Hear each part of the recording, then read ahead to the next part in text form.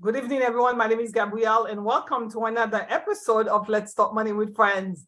Every Wednesday, we have the privilege and the opportunity to come before you to share really great information about money, life, and everything else. We say on this show that money encompasses everything. So that's why tonight, the topic that we have tonight, we feel like it's a great topic. It's a topic that's going to have you thinking, but we want you to participate. So please tag, share, make a comment, let your friends know that we are on live tonight. And also, make a comment because we want to hear your thoughts about this very topic of forgiveness. So tonight's topic is forgiveness matters. Now we know that this is what our Women History Month celebration. We are continuing with that, and we wanted to have this poignant conversation because we know everybody struggles with forgiveness. Everybody, including women, because forgiveness is such a powerful tool. It's a simple word. But at the end of the day, if you do it right, if you learn to cultivate that in your life, it could have definitely exponential, and I say compound effects for you, your health, your money, as well as your legacy. And to me, that's very important because many times we have families who are suffering from mistakes or from anger, from rage, from things that they haven't forgiven going back 2-3 generations. So tonight, we're going to have this discussion with some of our friends. We have a couple of friends on the show tonight, and we want to give them an opportunity to introduce themselves. But we're going to dive in so that you will have something not only to think about, but also to talk to your friends about, because we do believe, again, learning how to forgive is the gateway to unforeseeable blessings. So keeping records of wrongs, it's not the way to go. So without further ado, I would like to welcome my friends. We have Anna and Gabrielle on the line tonight. So why don't we say hello to you, Anna, and then Gabrielle can say hello, introduce yourself. Why are you here tonight? And then we'll dive into this conversation of why forgiveness matters. Yes, hello, hi, great to be here. Thank you, Gabrielle. I'm Anna DePina. I am a full-time MBA student. I left a career in education, and I'm currently pursuing a career in financial advising. I'm helping people with their finances. And I am here because it's an interesting topic, and I'm a work in progress, and I'm trying the best I can, to walk in forgiveness. It's not easy at all, but you know what? We can only do what we can and try our best. Yeah, and you're here too because of your smile, that laughter. I was talking to you today and I was like, come on the show, because of the fact that we want to have that joy, especially for a topic like forgiveness. Gabrielle, how are you doing today?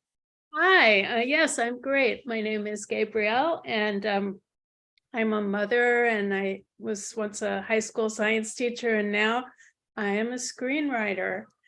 And I love this topic because I think wealth it's a whole mindset. You have to develop a mindset of love and forgiveness and bounty and prosperity. And that really helps with so it makes sense that we would talk about forgiveness on Let's Talk Money with Friends. Yes, I'm glad you said that, because we say on this show, we promote holistic and a holistic approach to financial freedom, financial health, because how can you really free yourself? Like as I was saying earlier, that it's detrimental. If you haven't learned to forgive, it's going to be detrimental to your health, finances. You're talking about your spirit. If your spirit is not high, and if you're not someone who's willing to receive, it's very difficult. It's very difficult. But why is it important? So we'll start with a question. Why is it important? Why is it an important topic for this show? And what does forgiveness look like? Okay. Anna. Okay. For me, it's just about if you want to have a healthy life, it encompasses many things. I believe, you need to be well financially, spiritually, socially, all of that. And of course, we all have relationships. We all have things that don't always go the way we want them to go, whether they're finances or friendships, whatever. So we really need to always say, okay, like, know the situation, know the person, know ourselves, and be able to grow and, become mature people and have healthy relationships all around. Do you feel like not holding grudges is liberating and gives you an opportunity to maximize your potential, Gabrielle? Oh, yes, definitely. I've had family members that I thought were harmful to me, and I've had work situations that I thought were harmful. And I moved away from them, and I'm like, life is too short. It will make me sick to focus on this. I want to focus on all the goodness and my career as a screenwriter and my friends and family that I love. And I don't want to focus on those other things. Yeah, because a lack of forgiveness will definitely hold you back in so many ways. Many times it's not something that, it's not because you don't have enough education, or it's not because you don't look the part, just because you're harboring so much pain or hurt that you cannot free yourself to even look at the opportunities that are all around you. Because we have this, so let me just ask, I've been talking to my sisters and been talking to friends about this scripture, right? Everybody knows I'm a believer and I do believe in the word of God.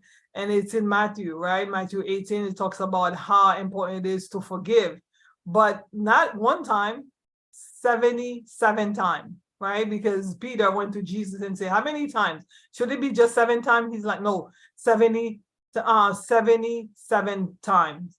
So, and then Martin Luther King Jr. said that forgiveness is not an occasional act. It is a constant attitude. What does that mean? Should you keep forgiving the same people or same situation? And is that what this scripture, or even MLK, is that what he's saying? Like, it's constant, is not occasional? What does that mean for somebody who's struggling with forgiving perhaps the same person? Go ahead, Gabrielle. Okay. Yeah, well, we have thousands and thousands of thoughts every day. So we might forgive 1 minute and be angry the next minute. It's like a constant, it's kind of like our minds are wild horses going, jumping here and jumping there everywhere. And we have to sort of calm our minds down and refocus it. And if we see ourselves going down a road that's like an angry road, no, that's not where we want to go. Come on, let's go back over here. And it's a constant, it's like a training. You have to train yourself. Yeah. So it's a constant attitude, not necessarily towards the same people, right, Ada? Like someone. Yeah, I think it's boundaries. I think every relationship needs healthy boundaries. Correct. And also not using forgiveness. So I knew a lot of people in seminary and people that were pastors, and I felt like they were abusing their positions. And for me, I'm like, okay, you might have a role or a license to preach or whatever, but you don't have a license to abuse people. So you really have to know that, someone can forgive you because maybe you didn't know you hurt somebody. This happens all the time, right? Someone cuts you off in traffic or whatever. Like, there's plenty of opportunities to forgive throughout the day, right? But then if someone, as I was mentioning to you all earlier, a theologian named Bonhoeffer, he really talked about it, not operating in cheap grace, you know what I mean? Like, forgiveness means someone is repentant. They've noticed, hey, what I'm doing is hurtful. So I need to stop. And if I've hurt you or harmed you, then I need to restore you. Like there's it's not just, oh, I'm just gonna forgive you and blah blah blah. But there's actual acknowledgement, like, I've hurt you, I'm sorry. Those things are important. Now you might never get that. I know. Never ever acknowledge, what I did to you was wrong. And sometimes you even have to give them without that apology, not because they've, rectified the situation, but because for your own sanity and for your own sense of wellness, that you need to say, okay, that person can't even see their harm, which is not good because they're probably a toxic type person. But the fact that you see it and you acknowledge it, now you have boundaries or healthy boundaries saying, this is not how you're going to treat me. Like, I need to be treated a certain way. And I think it was Oprah or someone who said, you teach people how to treat you. Okay. Yeah. So if it's like, someone's constantly, and you mention it, you address them and they really don't care, then you realize, okay, there's only so far I can go with this person. And, I can still maintain a friendship, but it might not be a healthy friendship because they're not, it's not a give and take type relationship. Yeah, I think of the fact that I always say that God saves us from our sins, not our senses. We should use common sense. Just because the Bible, especially for believers, they have a hard time with that, where it says 77 times. You don't keep on going back to the same person who's abusing you to keep getting more of the same, because Gabriel, the forgiveness, you have to learn how to treat yourself right first, like you said, teaching people how to treat you, but you have to learn how to take care of yourself, right? Protect yourself so that other people can treat you right, right? Absolutely. I mean, we can forgive people, but there are some people we need to avoid because they upset us or they hurt us, or they just, so it's okay to stay away, and we have to take care of ourselves, and that means sometimes, like you said, Anna, boundaries, and we also have to learn to forgive ourselves, Yes. like Jesus said, love thy neighbor as thyself. Correct. If you hate yourself, how are you going to love your neighbor? So Yeah. I think people also have a lot of internalized guilt. They don't usually admit it, but oftentimes they do. Yeah. Or Be merciful towards other people. I think the idea of forgiveness comes easier too when you too have been forgiven and you are able to extend that grace. Because going back again to that scripture, it talks about the parable of the unmerciful servant, where this servant was his debt of over 10,000 bags of gold was forgiven, right? And he walked away saying like, oh, thank God, I begged for forgiveness and I was able to get my 10,000 bags of gold forgiven, a debt that I owed, but now I no longer have to worry about that debt. And then he turned around just down the street, another person who owed him it says here 100 bags of silver. So much less. It's almost like 10,000 versus $100. And then he was like not forgiven towards him, to the point where the master called him, you wicked servant. Now, earlier today, because it's been on the news, this idea of the bank fail, the bank that the Silicon banks, several of them who have had issues this week, and the government had to come in and help them. And I was immediately reminded of the scripture, how they have issues with millions and billions. Actually, I think it was billions. And they always get the help and they always get the mercy extended to them. It happened during the Great Recession of 2008. Obama at the time was the president. He would stimulus packages to stimulate the economy, which in turn gave them millions, so that billions actually, to take care of the economy. But instead of turning around and helping the least of these among us, the 100 silvers, or those who owed 100 silver, what they've been doing, and many of them, and some families that I know of, are still paying the consequence of that era. They continue to beat them up. What do you think about that idea? Like, do you think they are wicked, like the scripture said, wicked servants? How do you deal with wicked servants? Do you keep praying so that the master can come after them? I know I do.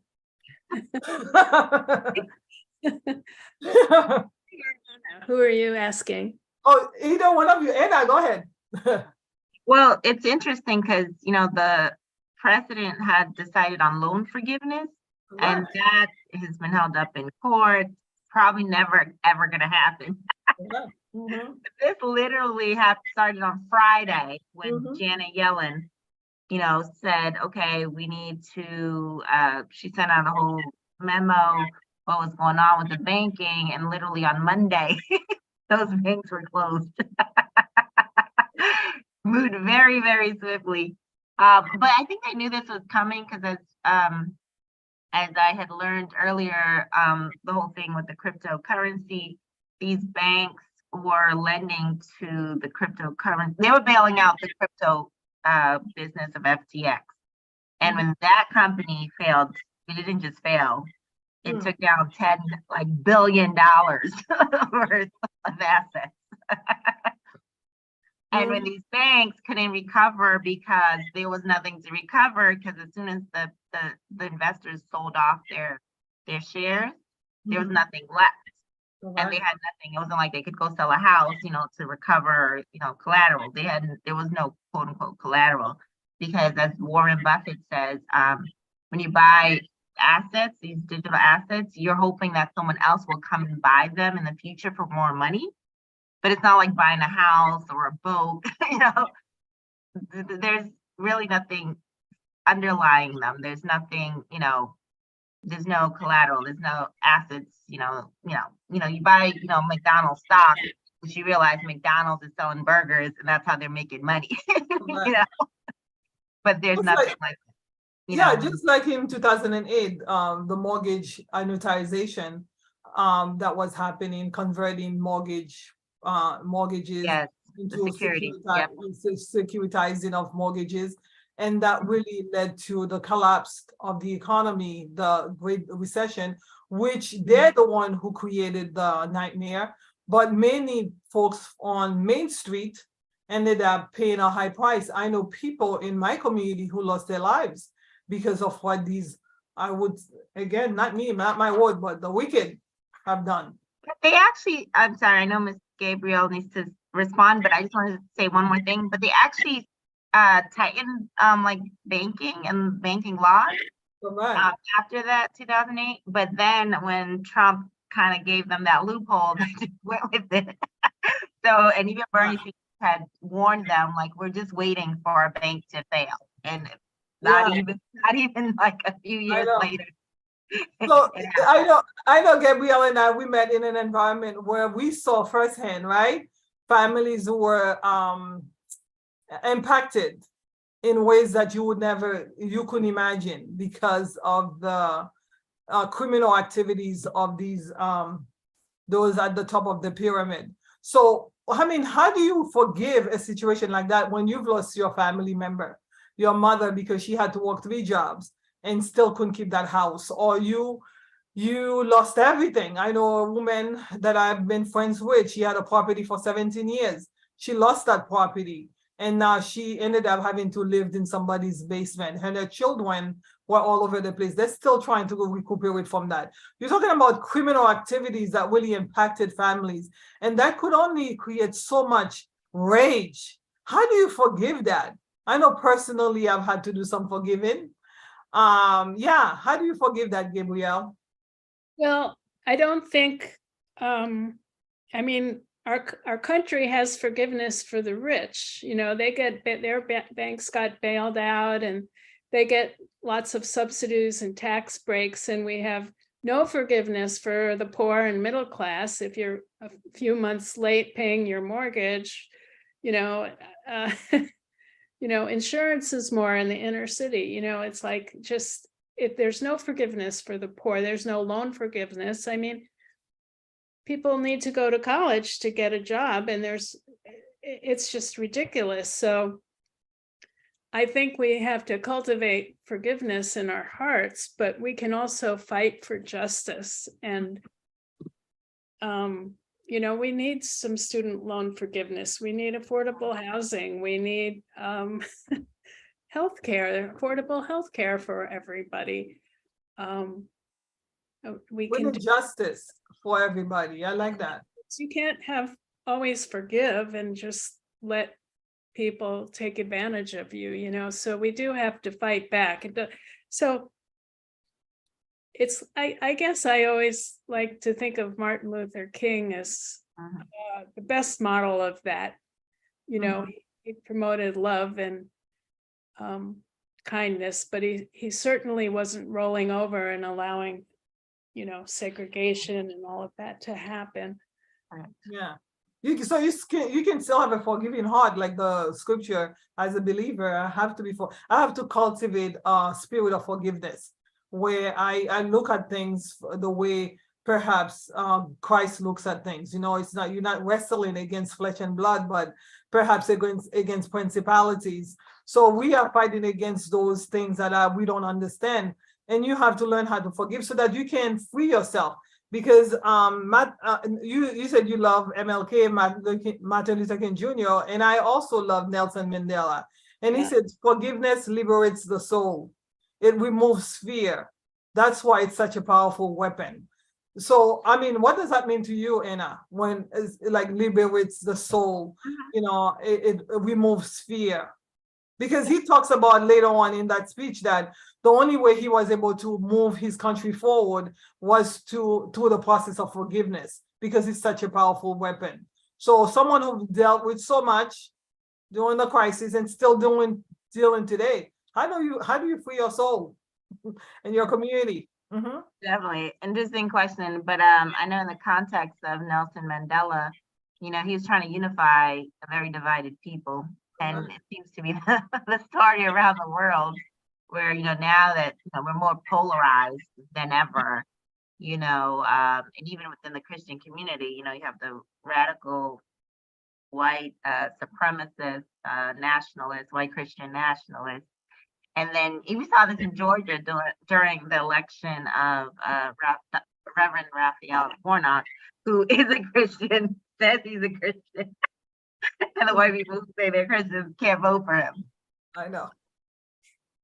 And you're thinking, wait, you really have an actual Christian who's a professing Christian who is a like everything that would meet their check marks, but can't meet their check marks because he's a Black Christian, you know.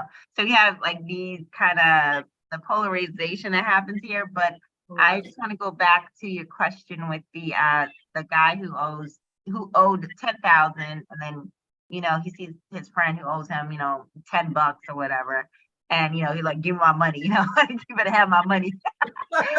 You know, I know. I think with Christians, a lot of times I see this like how Christians behave. Like we're always kind of like, well, we're so good, and we, you know, we do so much good in the world.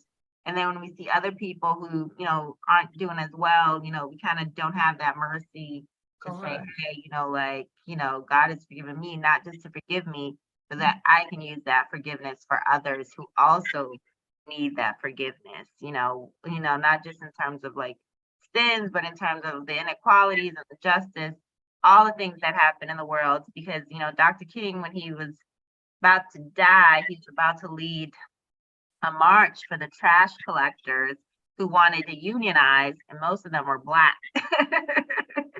You know, his last speech was, you know, before he was supposed to go and help them, and he understood the economic injustice in this country, the growing inequality. And this was in the 60s, and it got worse in the 80s when Reagan showed up and gave trickle-down economics that never trickled down. So in 2008. Exactly. So it's like we're not fixing any of the problems, we're just putting bandages on big systemic problems in this country. And you can't just tell someone go learn financial literacy if you have no finances to invest. You know, like Dr. King said, why integrate a counter when the people can't afford the food at the counter? You know, so it all works together. So not just, you know, we need, you know, just to sit somewhere or be on, and you see this all the time, you know, maybe they'll put a Black person on a board, you know, and or anything, but there's no real change in how things are done in this country because it's all symbolic. It's just like, well, and especially even Dr. King, you know, his holiday shows up and everybody loves Dr. King. That wasn't the case. No one wanted to hear him. And even today, like, you know, I was listening to NPR and they were saying how there's a lack of, I think all the newspapers are closing, which we know, but, you know, people who just can't make a living telling the truth in journalism. And that's a problem because now people don't know what is true because there's so much bad information out there.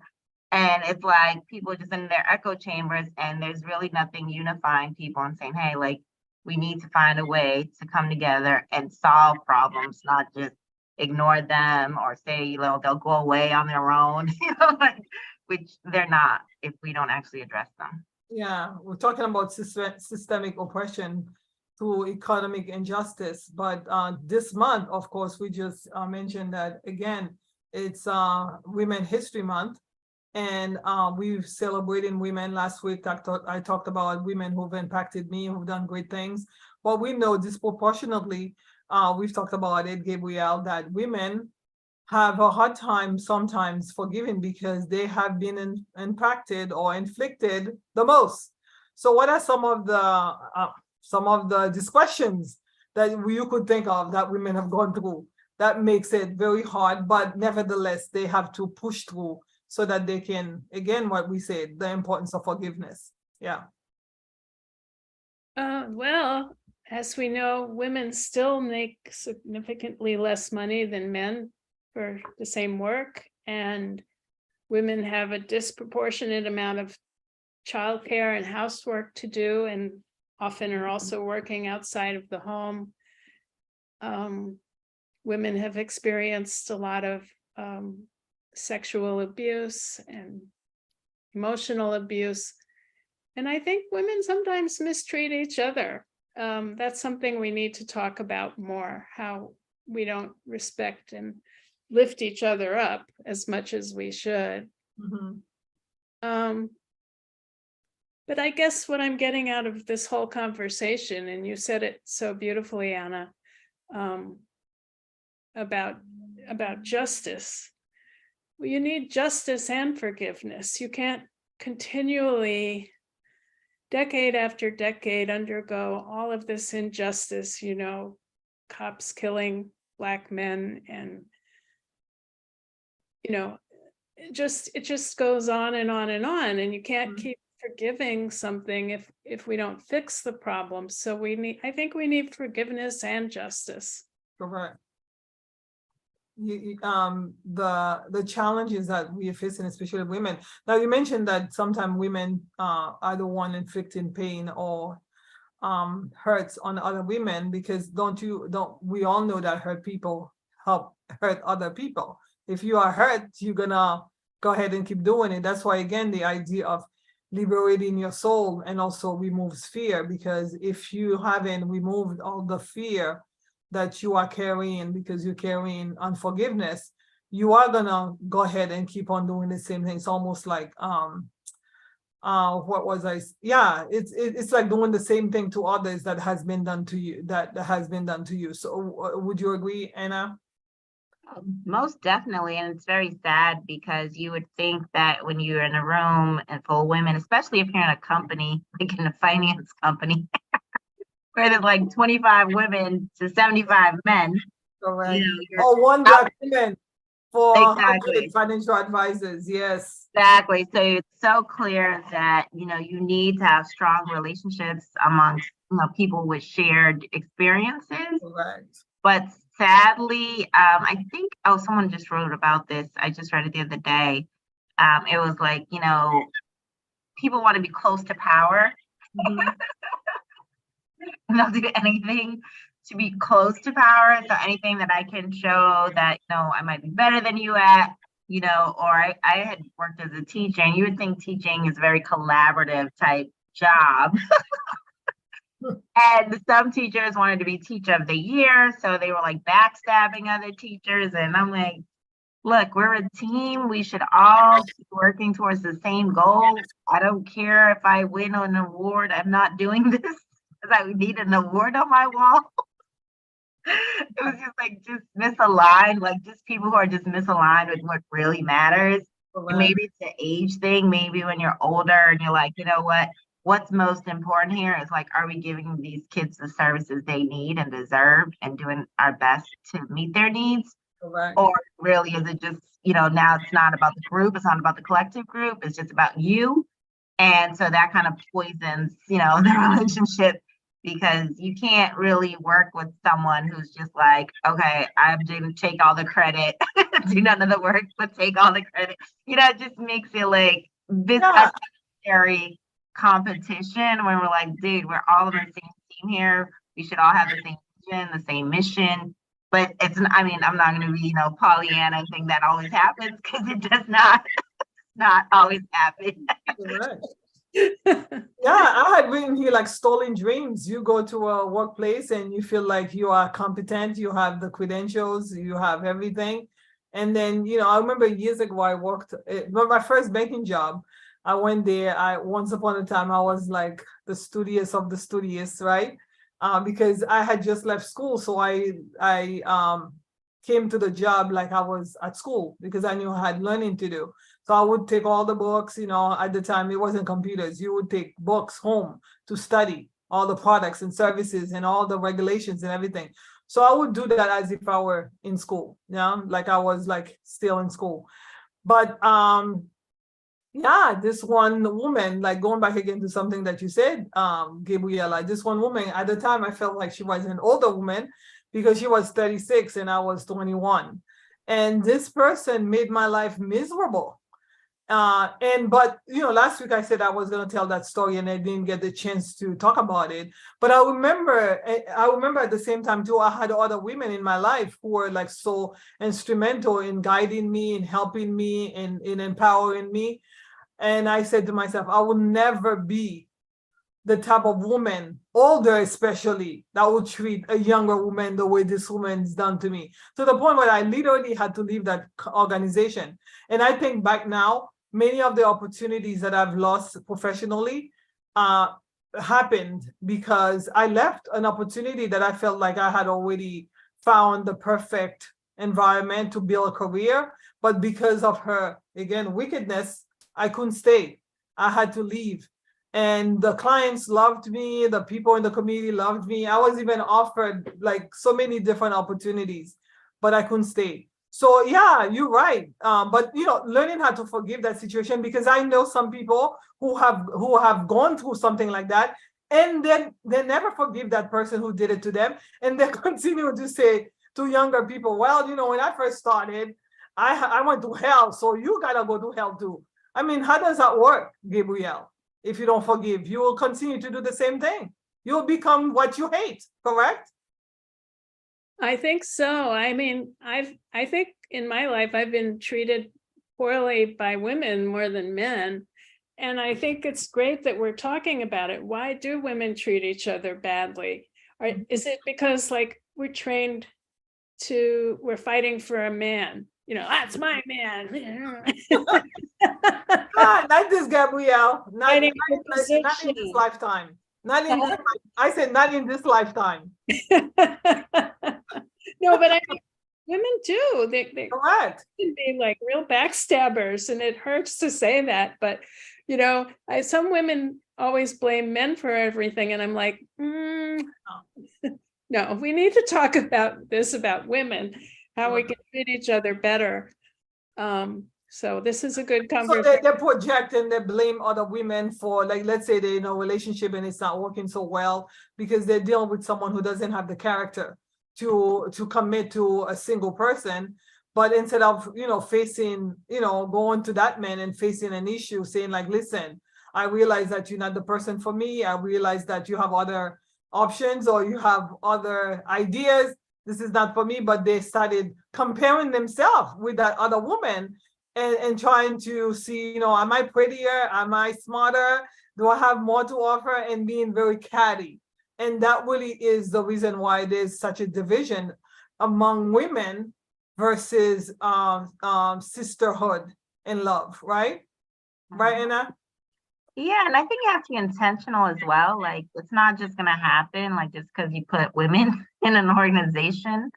If there's a real support and leadership and, women saying, hey, we need this, we need to collaborate, we need to support one another, it's not going to happen because, and it's also, when you join an organization, it's good to kind of observe, like, how do people actually interact? And, is it just a dog-eat-dog type of environment where you just have to kill or be killed? Correct. Correct. Where a place where, you know, people are like, no, let's figure this out together. Like, how do we solve things here? Because not everyone has those skills. Those are, you know, very unique skills. And not everyone in an organization can say, hey, wait, you know, this has affected this person and they're, you know, a key member of our team. So we need to address this and move on. And not just, you know, sometimes when you speak up as a woman, it's kind of hard as well, because you have to watch how you say things, because if you're really direct, you know, you're too aggressive, you know. You take up too much space. I've been told that. Yeah, so it's You like, take a lot of okay. space, Gabrielle. You take a lot of space. And then you have people who don't even know what the heck they're talking about. They're taking tons of space, but nobody But you can't. Yeah, you can't. You have to, you know, like, for example, I have issues all the time where I have to, even though I want to just be like, look, let's just do it this way. I can't say that. You know, I have to say, well, maybe we should, because, you know. So that type of a situation, that the environment that has been created for women, and some of the challenges that we face in our relationships, personal relationships, and also business or even workplace, can make it very hard for us to forgive, and can help make us be very resentful. The rage and the anger, right, that you will cultivate because again and again you're being undermined, Exactly. right? But remember during the pandemic, sorry if, you know, you were going to say Go something. ahead. Yeah. But you know, the countries that were led by women, they had the best COVID responses. Okay. And then when the banking executives went to Congress after 2008, and they asked them, and there were no women present who came to Congress, and they had asked them, do you think a woman would ever lead your organization? And not a single one raised their hand. And these were the top banks in the United States. Yeah, hence the reason that they're collapsing. Exactly. We're not in the leadership, you know, maybe, you know, the way there's not even, maybe they're not even sharing with us the path forward, you know, it's like the secret organization, you know, the organization within the organization. So there's all these things that, you know, but if they actually invested in women and had women helping them to lead, they would be more successful. And even studies have said, if you have a diverse board, if you know, if diversity is really something you truly believe in, you're going to be at an advantage. It's a competitive advantage. Yeah. So we have a lot to forgive, Gabrielle, right? A lot we have to forgive. Of color have a whole lot to forgive. Yeah. But we have to, because what does it look like when you refuse to forgive? What does it look like? Because again, you know, I love to talk to Anna because she has a contagious smile. But we've had conversation, and I've known Anna for like 15 years. Oh, more than that. More than that. And we've seen ourselves, right? Through it all. We've seen it through it all. And we've gone through, I've personally gone through my ordeals. And you know, and I feel like for me, in order for me to become the person that I am today, I had to let go and let God, but also forgive. So, I mean, what does it look like when somebody refuses to forgive? Because again, Mandela is saying like it liberates the soul. How can you have a soul to really love and care for other people and care for community and just be alive and really experience life to its fullest? We're gonna have indiscretions and things done to us, right? How do you experience all the joy that life has to offer, even the financial blessings, the health, the spirit, if you when you refuse to forgive? So what does it look like when somebody refuses to forgive? Gabrielle. Well, I know there have been times when I had a hard time forgiving, and I could make myself sick. Right. I had family issues, come from a divorced family.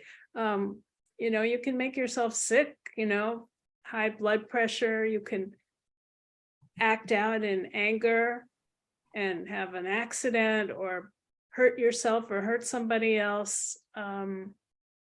It's dangerous, you know, to have a lot of anger inside. It raises your blood pressure. You could have a stroke or a heart attack.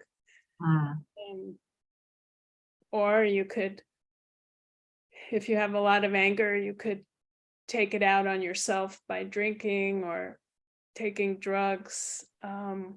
So it's, it's not easy to forgive, but to love yourself and care for yourself, it's really an act of self-love to forgive. It's more for you than even for the other person, because when you're carrying around all that anger, you just, you're harming your own health, you're harming everything. You might be harming your family, your friends, and losing friends. People don't like to be around someone who's angry. They're gonna not want to hang out with you. So it's worth it, I'm a screenwriter, and I write a lot of stories, and I read stories. There's a lot of movies where the hero wants to get revenge on the bad guy or whatever. And I think we need to write some new stories about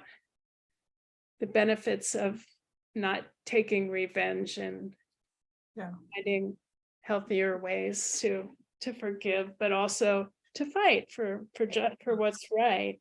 Yeah. But working as a collective, and also that legacy. And I think that's where we would like to live in. And I'll give you the last word, Anna. Just like I think it also affects your legacy. And I know you have children. How can you really pass on, really love? We talked about the love matters a couple of weeks ago. The best gift you can give your children, I know for my mother's gone through a lot, but she's taught us how to love our neighbors and love people around us. And even she's like, forget about what they did, please move on.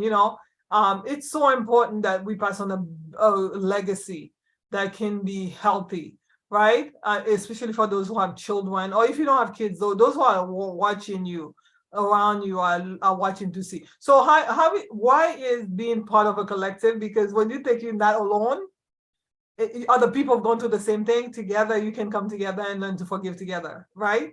That legacy. What do you think about that? For me, personally, I come from a culture where people don't forgive. Really? Are you talking about my culture? No, my culture. Where you hold on to grudges forever. I mean, like, let's say you have a party and someone didn't show up. Oh, you didn't show them. Oh, you have a party. I'm not going to your party. I know. It's big. I mean, you offend someone, and everything that could go wrong will. But I think I've learned to just say, okay, like, even in situations where I usually have to help people and give advice, it's like, okay, what really matters, stick to what really matters. I know when I was going through my divorce, my sister was like, oh, you don't have to pay your bills. You don't need to do all this stuff. And, I said, no.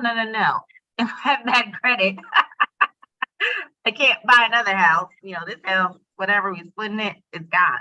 But I need to make sure my house, my credit, and my, and I had to read books. I didn't know about divorce and what that meant.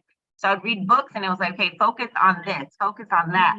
Like this, fight for what you really want, like what you really need. Don't let the other little distractions, and that's true for anything in life. Like if you let all the little distractions get to you, I think it was a runner, I think Joyner Kersey, she's like, if you kick every barking dog, you're not going to finish your race. Like, don't worry about all the distractions. Focus on what you really, really need to be successful. If like I had young kids, and I said, okay, I have to be a role model to them. I'm not perfect. I don't try to be, but okay, let me focus on what I need for myself, what they need for themselves, and I'll fight for that. Everything else is not, I can't do everything else. I'm not Superwoman, not going to be Superwoman, but, and then let me also cherish the relationships. I mean, I'm a very friendly person, but I do have only like a handful of people that I would call my friends, that I know I can depend on, and vice versa. Even though I have many, many associates and many people, because I'm always, I treat people the way I want to be treated. You can't for whatever reason. Yeah. And I just say, okay, noted, like this person, I'm not gonna trust my pearls to them. because Correct. guess what they're gonna do with my pearls? You know, Trample it's it under feeding their it to feet. pigs. Yeah. Mhm. Okay. Like really knowing who the people are who you associate with, and Mhm. really knowing who really cares and who, who's just maybe there because for whatever reason. It's not because, maybe they want something, especially if you're a giver, you tend to attract people that are takers, Right. you know, but you realize, okay, if it's not reciprocal, if it's not okay, I can do what you need today, but down the road, I need something from you and you're like unavailable and you can't help me. Then I realize, okay, this is not even a friendship. This is something that's convenient for you. So I would like living my life knowing like, okay, what's most important, what's priority. I would just literally wake up like, what do I absolutely have to do today? Maybe it's laundry, maybe it's like the simplest of things. Correct. Yeah. Like knowing, okay, I have limited energy, I have limited time, but let me really do what's most important to my life, to the people I love. And you know what? Sometimes if you're so focused on like, you kind of don't have time for the trivial stuff. You're like, okay. And then you also realize people are people. Mhm. Some people process things differently. Some people don't know how to address issues. Like I'm very direct, like Gabrielle, like, I will tell you what I feel, and think, and I'm okay with that. And if I feel okay, that person can't take what I'm saying, then I realize, okay, let me give them space. They need space to process what they're going through. And maybe I need to come at them from another angle because they're not listening to me, or maybe someone else needs to address them. Like trying to realize, like, okay, I can't fix everything and I can't fix everyone, or even myself sometimes. I know. you know, but that's not my goal. My goal is like, how do I just do what I absolutely have to do, and cultivate the good people that are in my life, and don't worry about who left. If they left, God bless them. I don't need to chase them. I know. You Wanted don't to give need my to life. chase. Yeah, you don't Exactly. need to chase everybody. Exactly. We talked about forgiveness. Why is it important to forgive? And we've talked about some of the really hard things that have happened to people, especially women.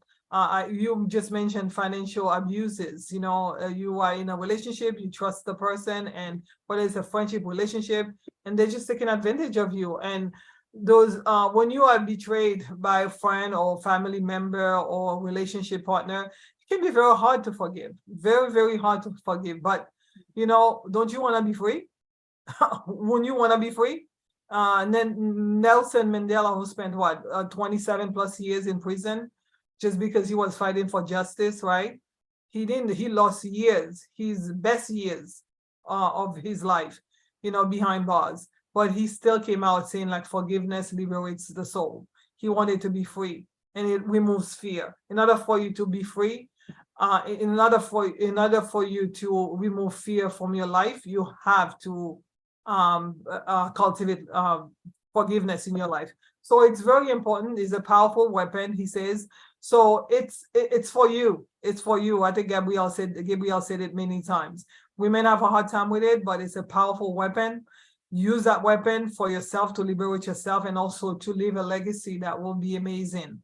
So that you don't get hurt every time, or you don't hold on to grudges, you don't hold on to hurt and keep on hurting other people, because I do know hurt people will hurt other people. And again, going back to community and culture, I'm part of a culture where so many people have been hurt with either infidelity, sexual, physical, mental abuse, or financial abuse, betrayal by friends or family members because of that. And they haven't learned how to forgive.